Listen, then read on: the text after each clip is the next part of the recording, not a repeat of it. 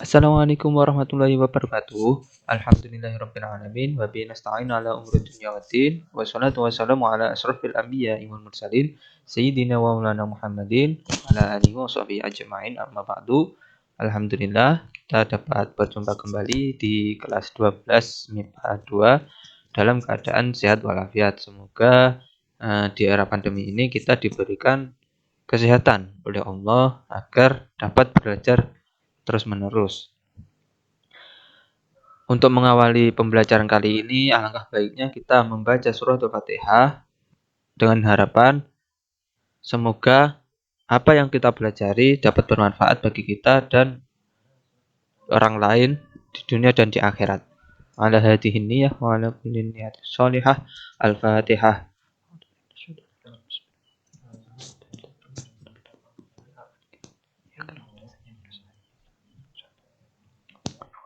Amin. Amin amin ya rabbal alamin. Nah, bagaimana kabarnya adik-adik? Sehat semua ya?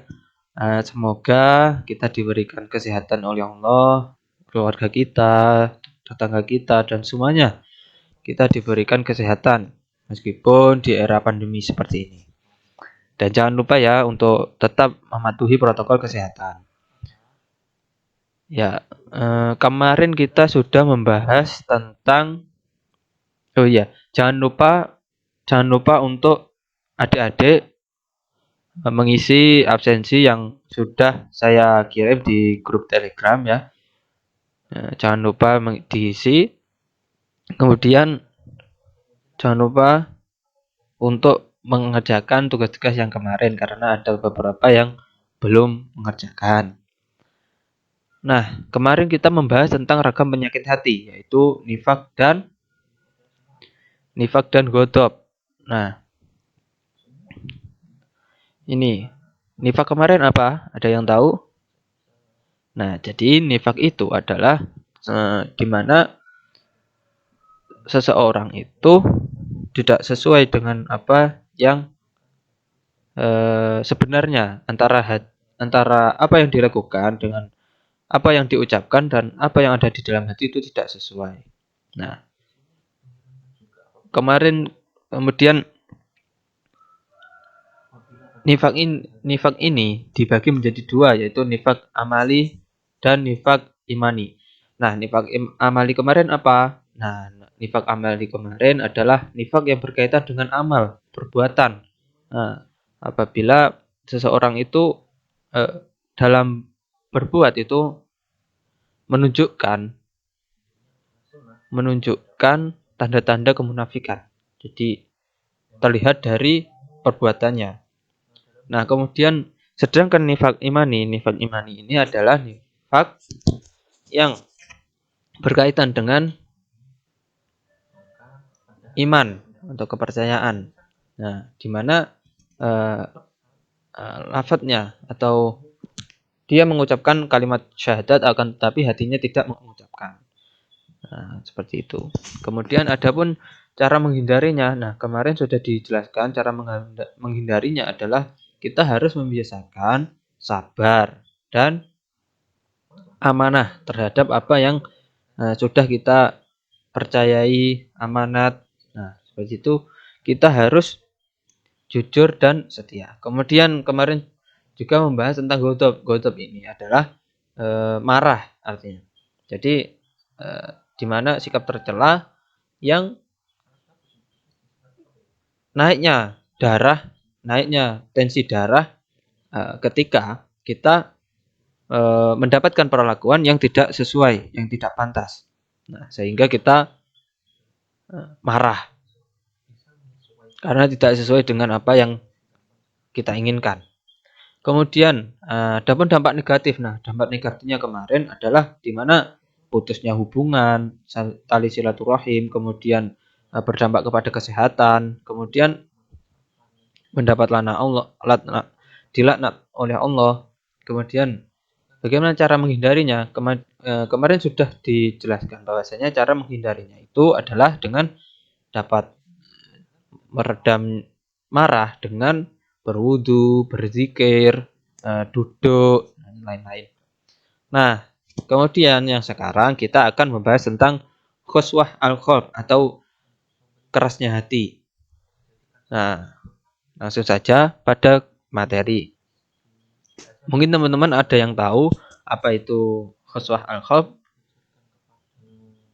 Nah, qaswah al-qalb itu sebelum kita membahas kerasnya hati ini, itu Imam Al-Ghazali itu menjelaskan ada 3 macam hati. Yang pertama adalah hati yang sehat, yang kedua hati yang sakit, kemudian yang ketiga hati yang mati. Nah, hati yang sehat ini itu tandanya adalah iman yang kuat dan pengamalan yang konsisten, yaitu maksudnya dalam seseorang itu memiliki iman yang kuat, jadi tidak goyah sama sekali, dan dalam beramal, dalam beribadah itu secara konsisten, secara istiqomah. Nah, sehingga di tanda-tanda orang yang hatinya sehat itu seperti itu. Kemudian hati yang sakit. Yang kedua adalah hati yang sakit. Nah, tandanya apa? Yaitu adanya keimanan, ibadah, kemudian yang lainnya, akan tetapi orang tersebut ternodai, ibadah-ibadah tersebut ternodai dengan dia melakukan keburukan dan kemaksiatan. Jadi dia beribadah akan tetapi dia tetap melakukan keburukan dan kemaksiatan. Nah, sehingga dimaksudkan hati seseorang tersebut itu sakit. Kemudian yang selanjutnya adalah hati yang mati. Nah, tanda-tandanya hati yang mati ini adalah mengeras dan membatunya hati karena banyak kemaksiatan yang diperbuat. Nah, jadi hati yang mati, hati seseorang itu disebut mati. Tandanya tidak hati seseorang itu tidak dapat menerima apabila dinasihati, kemudian mendengarkan kalimat-kalimat thayyibah, lantunan ayat-ayat suci Al-Qur'an itu tidak tersentuh hatinya. Nah, sehingga hati seseorang itu mati. Kita harus khawatir apabila melihat hal tersebut, apabila dalam diri kita itu mengalami ini, karena hati kita sudah mati. Nah, semoga hati kita diberi kelembutan oleh Allah, seperti itu. Karena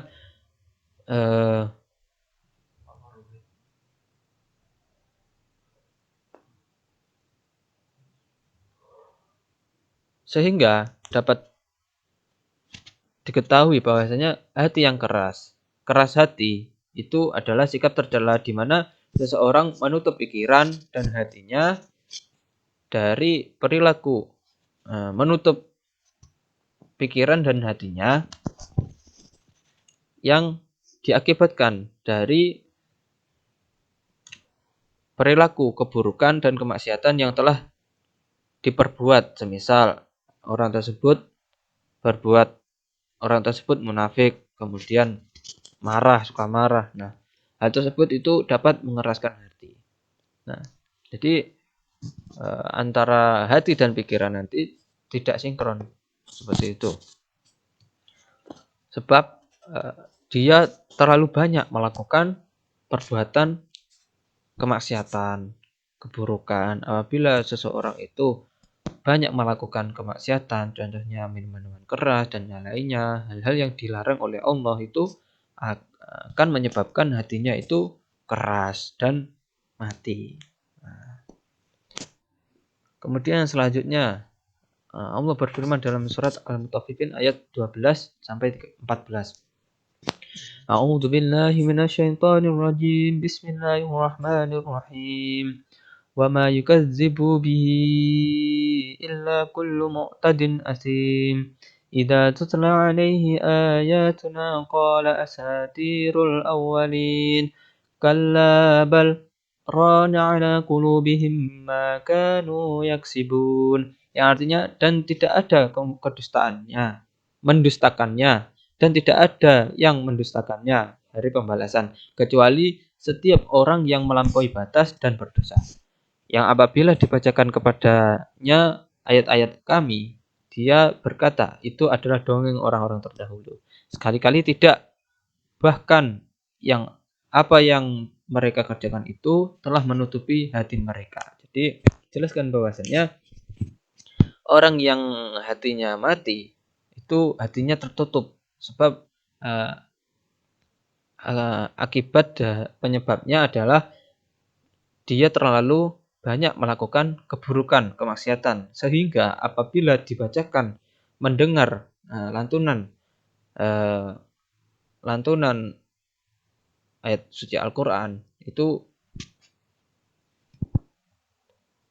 hatinya tidak ternyuh, tidak sampai ke hati, sehingga karena hatinya tersebut tertutupi oleh maksiat-maksiat yang telah mereka perbuat.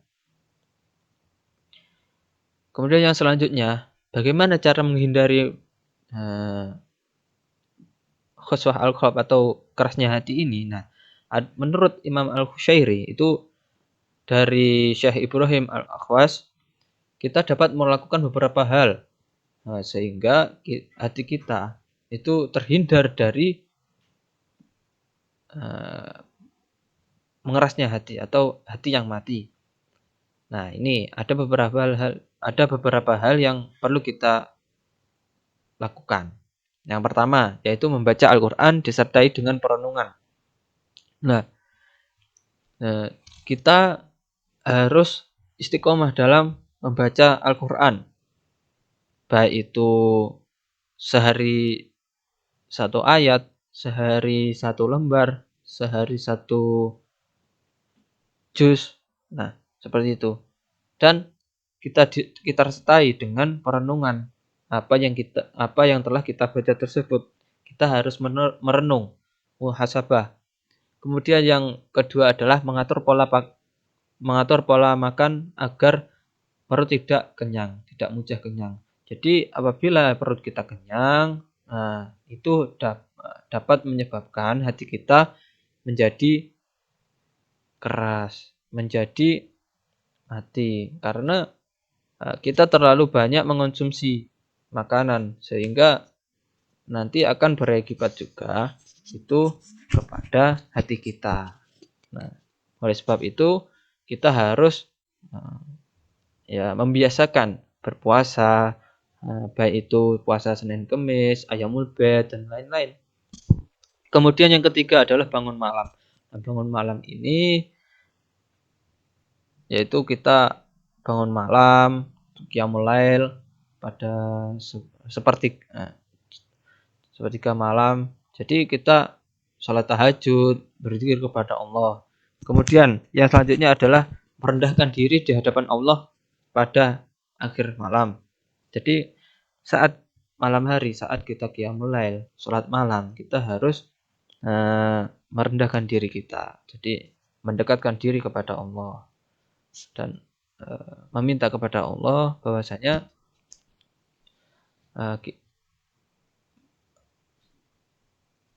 meminta kepada Allah untuk melunakkan hati kita sehingga hati kita tidak menjadi keras. Kemudian bergaul dengan orang-orang soleh. Nah, bergaul dengan orang-orang soleh. Dengan cara bergaul dengan orang-orang soleh, kita akan terhindar dari perbuatan keburukan, kemaksiatan. Nah, dan apabila kita melakukan hal-hal kemaksiatan, kita selalu diingatkan oleh teman kita yang soleh tadi. Sehingga kita selalu diingatkan bahwa apa yang kita lakukan, apabila kita melakukan suatu perbuatan maksiat, kita selalu diingatkan. Sehingga tidak mudah terjerumus ke jalan kemaksiatan. Apabila apabila teman kita mengetahui kalau kita suka marah, dia selalu mengingatkan kita, jangan marah, tidak boleh marah karena nanti dapat menyebabkan hati kita menjadi keras dan tidak baik bagi kesehatan. Seperti itu. Kemudian berempati kepada orang lain. Jadi kita harus merasakan kita harus mengerti. Dengan kita mengerti perasaan orang lain, keadaan orang lain, itu akan melakukan kita akan mudah merasakan apa yang dirasakan oleh orang lain. Jadi kita mengetahui kondisi orang tersebut. Jadi melatih hati kita untuk merasakan apa yang dirasakan oleh orang tersebut. Nah, sehingga melatih hati kita untuk lunak, untuk terdapat kasih sayang di dalam hati kita. Kemudian terdapat hadis yang menjelaskan bahwasanya in aradta talina qalbika fa'at'imul miskina wamsah ra'sal yatima. Yang artinya jika kamu ingin melunakkan hati kamu, maka berilah makan orang miskin dan usaplah kepala anak yatim. Jadi apabila hati kamu itu keras, merasa hati kamu itu kurang baik, sakit, jadi kita harus memberi makan orang miskin, bersedekah kepada orang-orang fakir miskin. Kemudian adapun yang lainnya itu mengusap kepala anak yatim.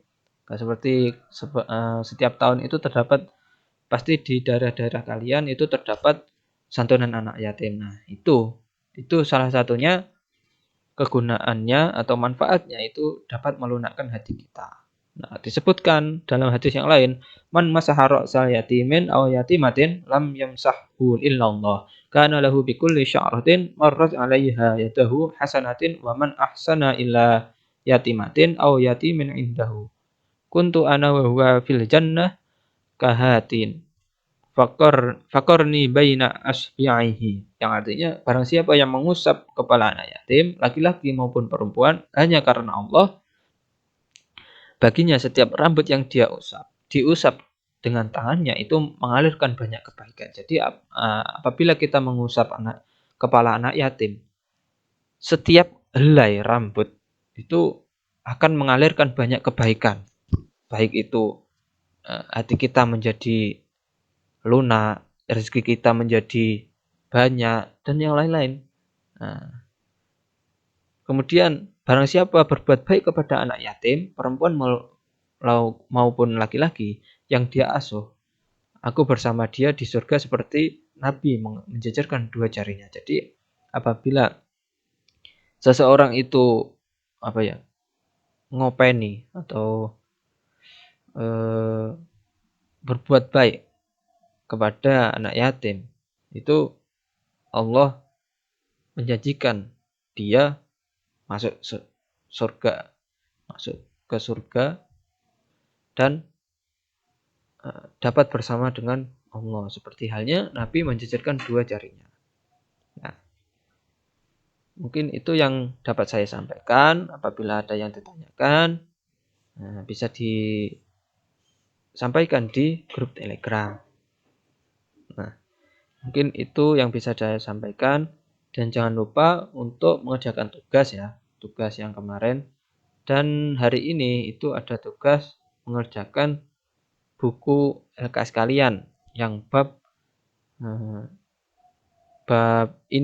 nifak, bab ghodab, mengerjakan bab yang ini, yang kita bahas ini.